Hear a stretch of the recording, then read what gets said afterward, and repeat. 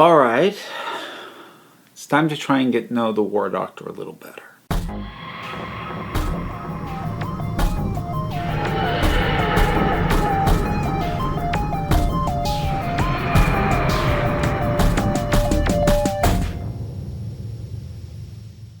So something that's been on my to-do list for a while was to try and get a better sense of John Hurt's War Doctor.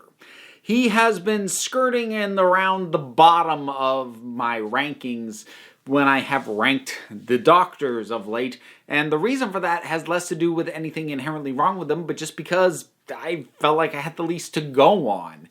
Pretty much any other Doctor who is on the lower end of things I can justify, but in the case of John Hurt's War Doctor, I just couldn't give a reason to put him any higher. Really, all he has is the one special, and that one twist at the very end of Name of the Doctor, but you can hardly count that as characterization. So as a result, I have been wanting for a long time to get a better sense of this Doctor and what sort of stories he gets involved in so that I can assess him more fairly. And I have been very excited for a while now to finally get around to Big Finish, The War Doctor. So I've listened to Series 1, titled Only the Monstrous. Now, right off the bat, it got me excited because I have already listened to The War Master, Only the Good, which was great. So just the rhyming nature of the titles, the fact that it is set around the Time War, how much I loved The War Master, how much I liked John Hurt as an actor, how excited I was to find out more.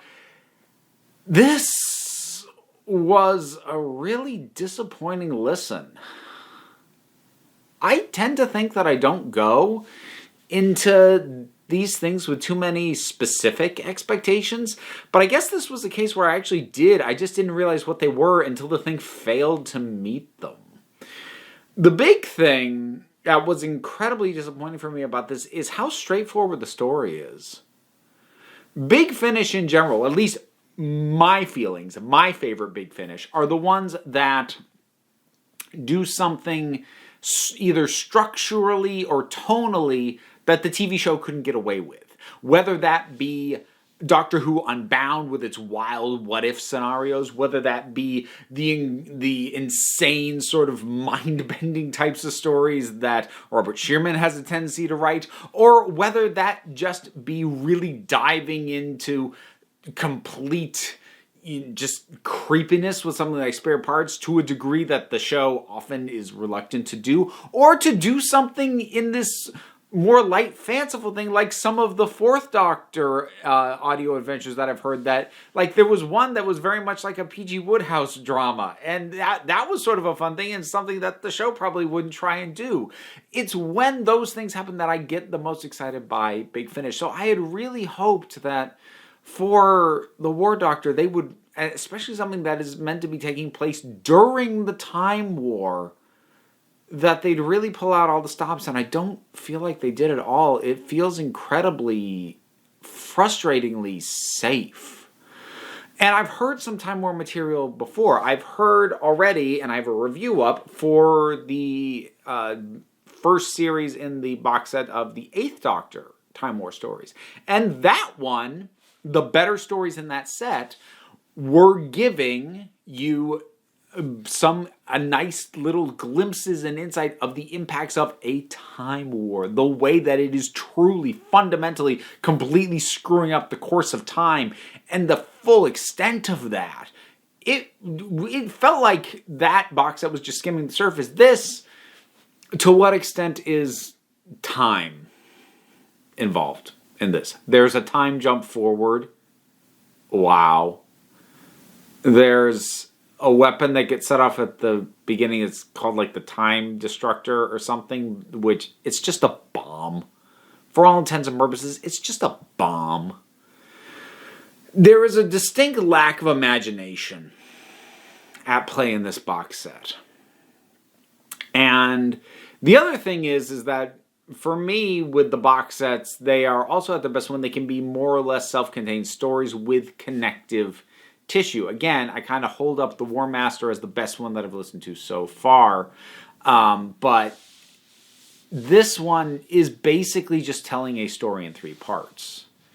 it's not really done until you get to the end. And while one would hope that would lend it to a greater sense of grandeur and epicness, it just doesn't, because there's nothing particularly exceptional about this story. The Doctor is involved in an attempt to set off this weapon to take out the Daleks. It cripples them decently. He survives. He ends up crash landing on a planet that is inhabited by a peaceful race. He is crotchety, as you would expect, and he tries to help them a little. He leaves. He comes back, and they have been completely overrun by a rival race that has aligned itself with the now recovering Dalek forces. He gets sent back to this same planet to supposedly rescue... The Doctor gets sent back to the same planet to supposedly rescue a Time Lord who was captured. Turns out that Time Lord's actually negotiating, or trying to negotiate, peace with the Daleks. So we've got a whole appeasement allegory going on, but exactly as you would expect, it doesn't pan out, and it's very, very, very predictable. And I listened to the making of segment at the end of it, and it was very telling, because it cites very openly, wanting to pull World War II story vibe. And I'm going to actually say that it succeeds at that relatively well, but that's to its detriment, because it makes it much more ordinary. While I appreciate pulling on that as a source for a general feel and vibe, it does it so well that it makes the Time War and this setting way more comprehensible than it should be. To me, the reason I've always been hesitant to think that they should even tackle the Time War is that the Time War should be too big, too complex, too insane to possibly convey in a narrative, even multiple narratives. And the 8th Doctor Time War box set I listened to gave me that kind of Time War. First of all, we weren't frontline in that. We were just skirting around the edges of it and still getting this insane stuff going on.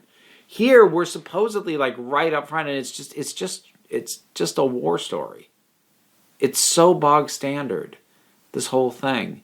And actually, I have very mixed feelings about the appeasement allegory that's going on in the third part of this.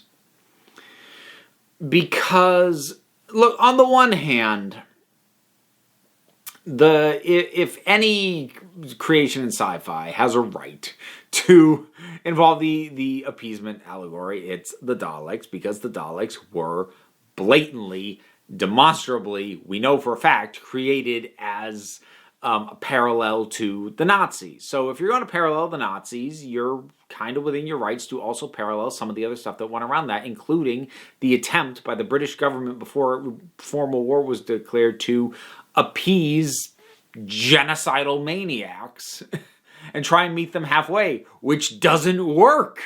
And I mean, that is a lesson worth keeping in mind, that when you are dealing with a force that ideologically incompatible with peace, because when your objective is the extermination of other life, you don't have a peaceful middle ground to land at.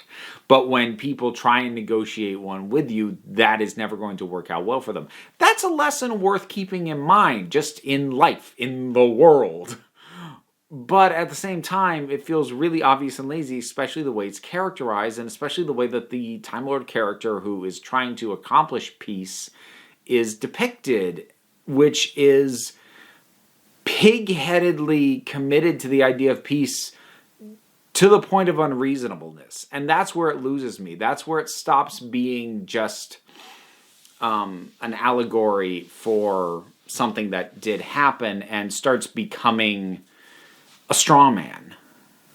The degree, when the arguments and the facts are presented to him, the degree to which he keeps insisting, no, we can make peace, and look, you can cite me historical precedent that there were actually people still insisting, even after the war had started, that maybe we should try and make peace with the Nazis. Like, I know that did happen, but for the purposes of telling a story, it makes him an unreasonable character, even if you're basing him on real life unreasonable actions. So at that point, the character lost all depth, and the message lost its impact. Because if there was anything to be had from that, it needed to ride the line. It needed to sell at least the possibility that maybe he had a point, and it never really does. And that part of that is the problem of doing this with the Daleks at all, because as an audience, we know the Daleks too well. We know this isn't gonna work, so it's already a dead end of a narrative to even venture down, because we know there's no feasible way for this to work. I will say that there was a moment at the very end of the second story where the Daleks are chanting "Peace in our time," that what I thought was going on was a very clever wordplay, but then, and maybe it was, but like they never did anything with it, because it's like this whole thing, it's mentioned in the second one, and none of this pays off in the third one, but it's mentioned in the second one of these three stories that the Daleks are kind of stuck. The idea is to isolate them in their own bit of time, so it becomes their time, and so the idea is peace in our time. Not the grand sense of the time in which we live, but like this pocket of time which is our time. Peace in our time. I thought that was quite clever, and it was probably on purpose, but like they didn't run with that in any meaningful way in the third one. The performances are also a bit mixed. This has Cardinal Alestra, who was also in the Eighth Doctor Big Finish set that I listened to. I didn't really like her there either. I understand the functional role that the character plays in terms of being the Time Lord who is really stuck in on the military end of things and has, if she ever had morals, they are so well compromised at this point they might as well be completely gone. But I just don't find her compelling. I think the main thing is a bit like the complaint I made about Madame Kavarian when I talked about Series 7 of the show. She takes a little too much joy in what she does for me to find her interesting. I would be more interested if I ever got the sense that she didn't enjoy the horrible things she did, but she did firmly believe they were what should be happening or what needed to happen. But there is this sense of, oh, Doctor, I'm going to enjoy sending you on a suicide mission thing. And I'm like, yeah.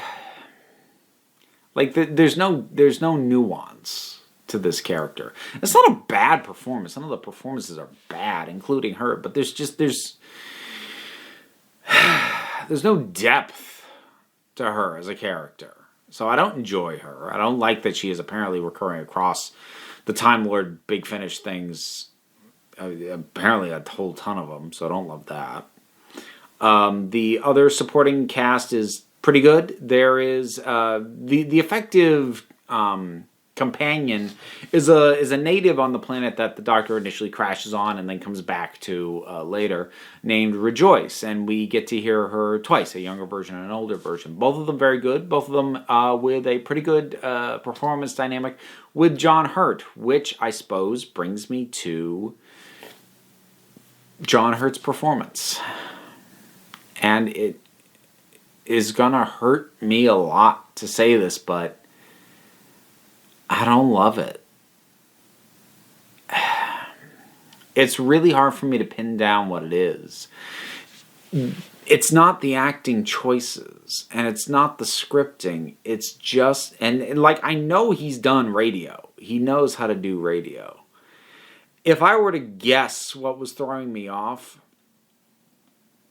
it's just the combination of sort of the extra vocal work that inherently comes with doing audio work, putting more emphasis on characterizing your emotional beats through your voice, combined with how strained his voice was towards the end of his life.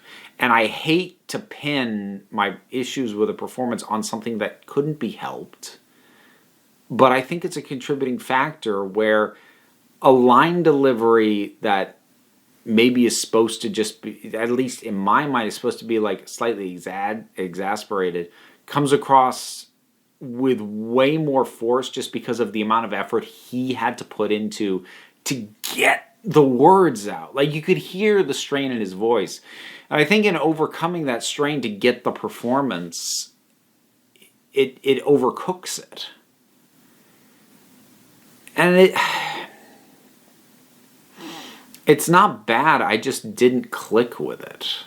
And I hate not clicking with a Doctor. There are a few things as a Doctor Who fan that bum me out more than that. Every time I watch or listen to another story with Peter Davison, I keep hoping, maybe this one, maybe it'll finally click. And then when it doesn't, it bums me out. And I really thought I was going to click with the War Doctor on this, but I didn't. And I think part of the thing is that there doesn't seem to be a ton of, again, nuance to his characterization beyond grumpy and not really wanting to be there, which is fitting. Like, I buy it. It's not like, no, that doesn't make sense. No, it makes total sense. But I feel like we've just got the base level of what the Doctor is in terms of, morals, peppering of arrogance, and all that, and then just a little layer of grumpy. That's good. It feels like the kind of characterization that would come out of an improv exercise. Do the Doctor but grumpy. Do the Doctor but high on pot. That sort of improv prompt. He feels like do the Doctor but grumpy. And it's competent. It's fine. It makes sense. But like it is lacking depth. This whole set desperately lacks depth. And the thing is, I'm actually becoming wary of episodes written by Nicholas Briggs. I love the work he's done as one of the overseers and masterminds behind Big Finish, but whenever I've listened to stories that he actually scripted, they usually don't do a lot for me. And again, that's kind of annoying. Because broad terms, I like the man's work, and he does great work voicing the Daleks and the Cybermen, but when I listen to stories actually scripted by him, they usually top out at, that was pretty good. His approach just lacks the inventiveness that makes me love Big Finish at its best. And it's that exact thing in like across the board, from scenario to location to plot progression to the characterization of the Doctor. There is a lack of imagination. I'm not going to call it boring. I'm not even going to call it bad. Just maybe I just built it up too much in my head. Maybe that's it. I don't know. I just didn't find a lot to love in this box set. And that really bummed me out. Hopefully when I get to the Missy box set, that'll go down better. But the War Master, Series 1, Only the Monstrous, which also had to end on him saying the title of the... What did you think about it? Whatever your thoughts are, drop something down in the comments. Let's talk about a bunch of stuff to do. Like, subscribe, support me on Patreon. That is a massive, massive help. But even if you don't do that, share this around with your friends and, I've got links for other stuff besides merch, and I wrote a book available. There's an Amazon link, etc., etc., etc. But you also don't have to do any of it because, end of the day, you're the council. I just run the meetings, and until next time, this council is adjourned.